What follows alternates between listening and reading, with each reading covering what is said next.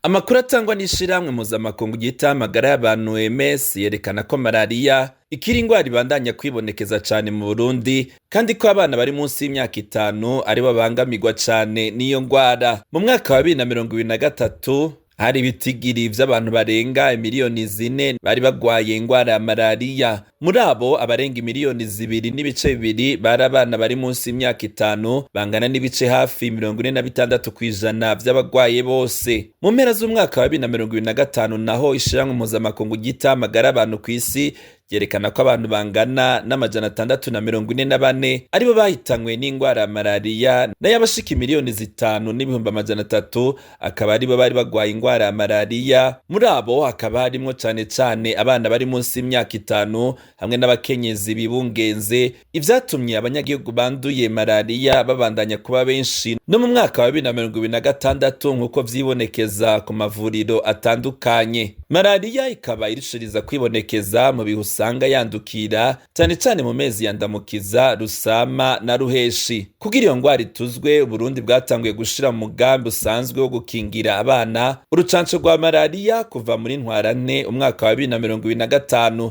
Urwo rucanco rukaba ruhabwa cane cane abana bafise amezi ari hagati ya 6 na 11 kandi rutangwa mu ncuro 4.